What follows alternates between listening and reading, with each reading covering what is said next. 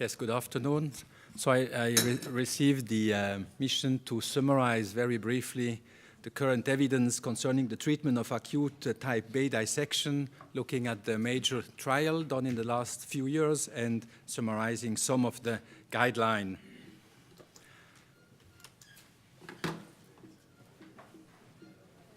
Sorry. So when we teach our students, we were usually just defining what is type A and type B. Type A was traditionally surgical treatment, type B medical treatment, but by chance there has been some additional possibilities to treat patients with type A, complicated or with aortic arch pathologies, as well as some treatment, interventional treatment in the field of type B dissection. And this is what I will try to discuss with you. Classically, in all these guidelines and trial, the definition of complicated type B dissection, because it makes sense, you will see in the guidelines there is a separation between complicated and uncomplicated. These are the few events that make complicated a type B dissection at the place of the dissection, plus, of course, the major problem of malperfusion, which can, of course, affect the whole downstream aorta. Now, don't be afraid, I will be very, very brief. I will just pick out the results of 4 studies. First one had been published in 2009, and you see there are some update of some of these TVAR studies, and I will give a very brief overview of 2 guidelines and just present you 2 papers with common experience. So to start with the INSTEAD trial, which was the trial with the talent graft, you see here there were a lot of patients which were screened with chronic dissection, and at the end the overall number was 140 patients selected to receive either best medical treatment alone, 68, or best medical treatment and stent graft in the descending aorta. So very briefly summarized, this first part of the trial in the acute phase showed no beneficial effect of TVAR on mortality, but some kinds of improved aortic remodeling following TVAR, mainly a shrinking of the false lumen or a completely thrombosed false lumen. This was the first publication. You see on the left the cumulative survival between optimal treatment and TVAR, and on the right the freedom of aorta-related deaths, which was not different. Here the freedom from progressive aortic disease, which was not really different between both groups, but what the authors analyzed was, or observed, was the significant reduction in false lumen diameter. This study was published a little bit later with a 5-year survival. It's called the INSTEAD XALE trial. You see here in the end, there were 64 patients alive, but some received an additional stent graft, 11 of them. And on the initial medical treatment, 53 patients were alive, but there was a crossover or conversion of 18 patients. So in the long-term survival, there were still no beneficial effect on overall mortality, but there was some difference related to aortic complication ending in mortality of the patient, and there was also a beneficial incidence on the diminution of disease progression in the treated group. You see here the incidence of false lumen thrombosis was 22% in patients with optimal medical treatment against 90%. And a so-called remodeling of the aorta was 10% after conservative treatment and 80% after medical treatment and TVAR. Critical expansion of the aorta was seen in 2/3 of the patient under optimal treatment, but only in 1 patient from 5 following TVAR. So these were the criteria of favorable aortic remodeling. Now another study was the stable study with the Zenith graph. It is a prospective single-arm multicenter study, 2007, 2009, so already more than 10-year-old. Only 40 patients and all patients with complicated type B dissection.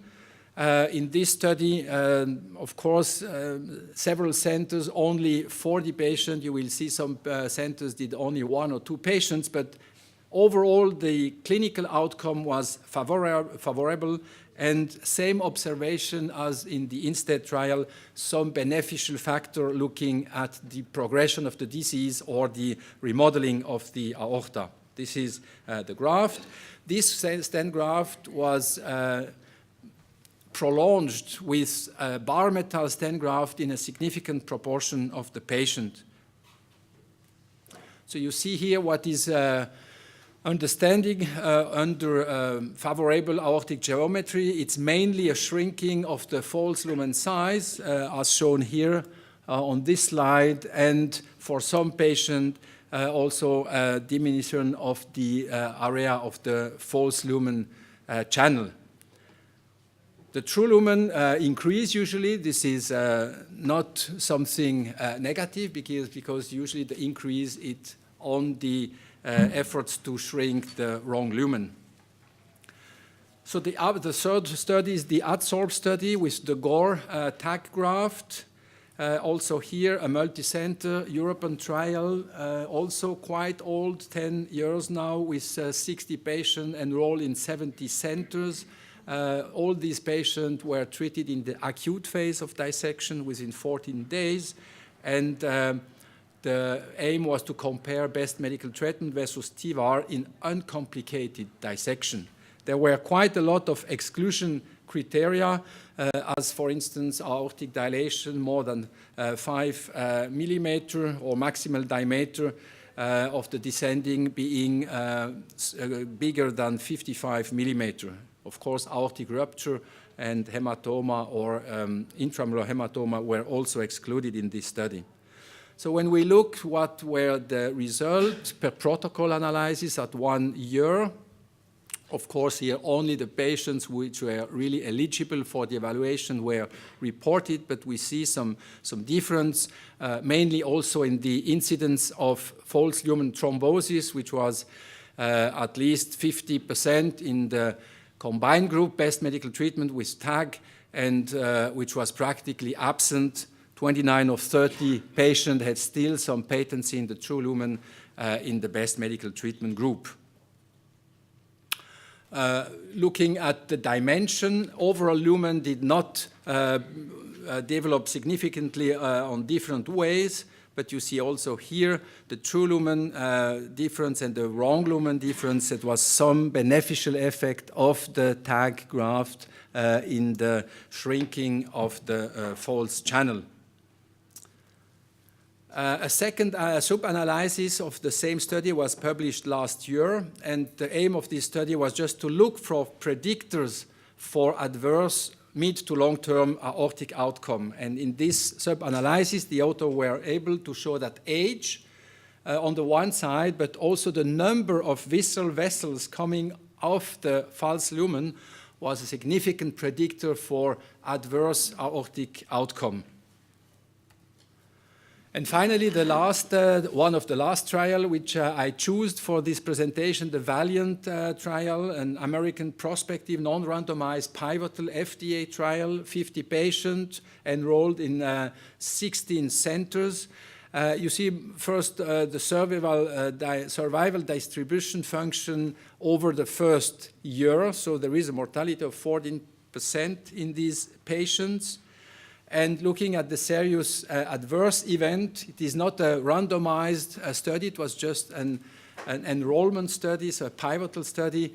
We see that still there are some significant incidents of complications, 6% of paraplegia, 8% of cerebrovascular accident, 2% ischemic intestinal problems, and 6% of acute renal failure from 0 to 30 days.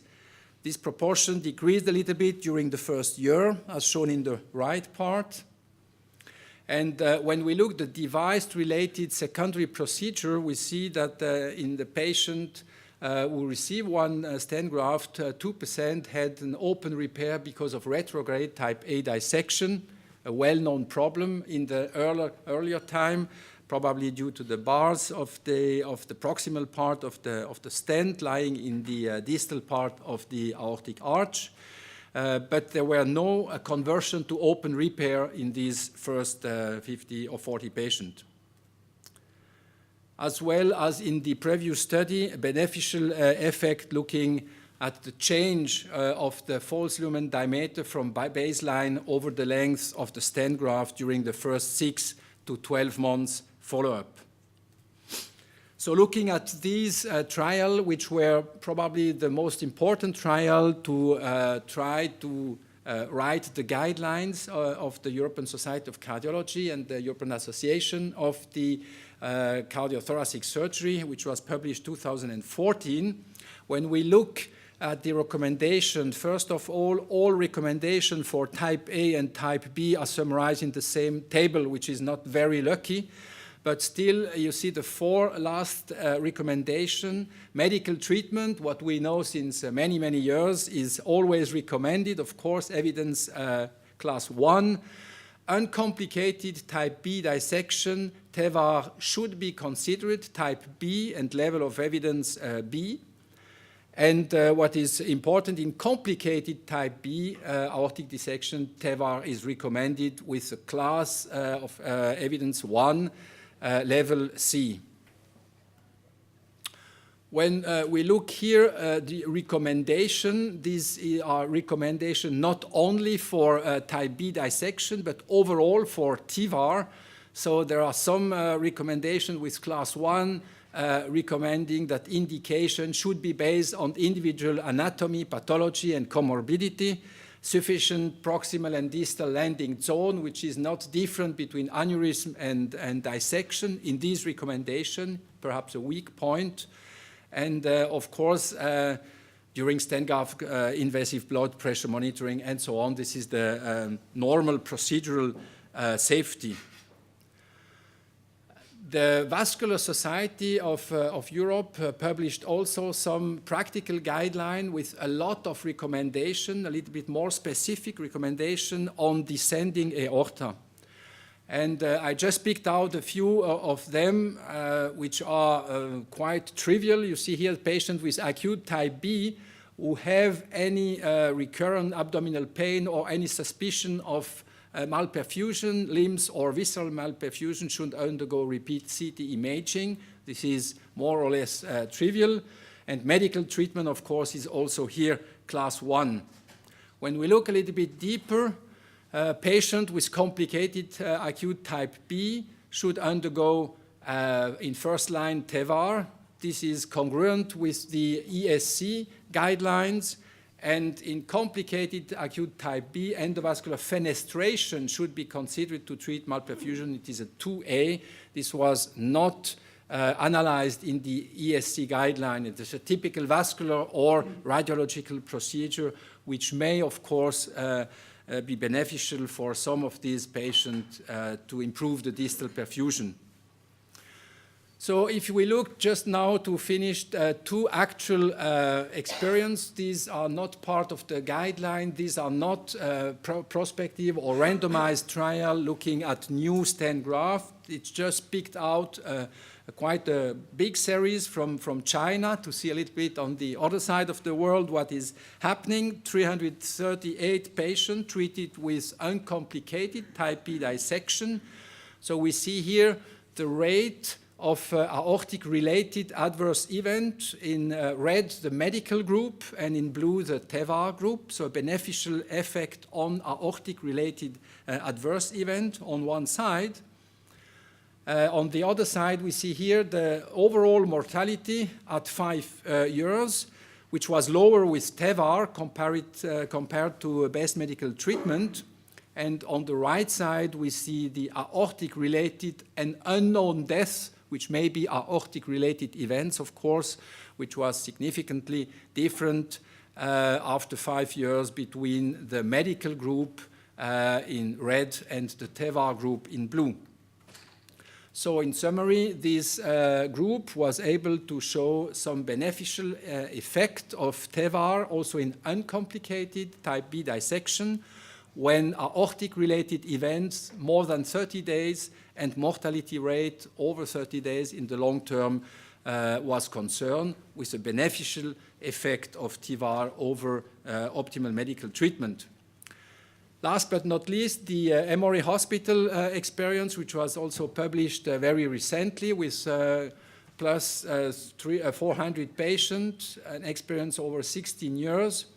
And we see that over these 398 patients, only 80 with complicated type B received TEVAR at index hospitalization. And 318 received optimal medical treatment, but during the follow-up, a lot of patients were switched either to TEVAR during chronic phase, 87, or to surgery, 59, while 172 could continue on medical treatment. And these are the results, something that we would expect, I think, survival of complicated versus uncomplicated. Of course, survival of complicated was in this patient better, probably because they were treated, while uncomplicated patients died from perhaps other cardiovascular disease and were less strongly followed in the follow-up. Now, this is the survival, a little bit busy picture in function of the treatment modality. And we see the acute TEVAR, the first line here, the chronic TEVAR, and then the optimal medical treatment just in between here. So at this long-term follow-up, only patient with acute TEVAR with a 10-year survival of 84% was significantly better than all other groups. Open was 60%, chronic TEVAR 50%, and best medical treatment 66% of survival after 10 years. And here is the survival of this patient, only of those who underwent any intervention. And again, we see the patient with acute TEVAR, 84% of survival versus 46% in those patients who were treated in the long run after the dissection. So to summarize, of course, we have to distinguish between complicated, uncomplicated dissection. Uncomplicated start always with best medical treatment, repeat imaging, and some patients with unfavorable anatomy, which remain, of course, to be defined, may benefit from TEVAR or from another procedure, surgery perhaps. And those patients with complicated this dissection, I think from the trials and from the guidelines, TEVAR is the first choice in this patient. There are some few papers dealing with frozen elephant trunk through sternotomy to stabilize acute type B dissection. I think this is still an interrogation if this procedure should be done or not. And surgery is losing, of course, a little bit of importance in the era of TEVAR, but is not excluded from the algorithm for a complicated patient with unsuccessful TEVAR procedure in the acute phase, for instance. Thank you very much.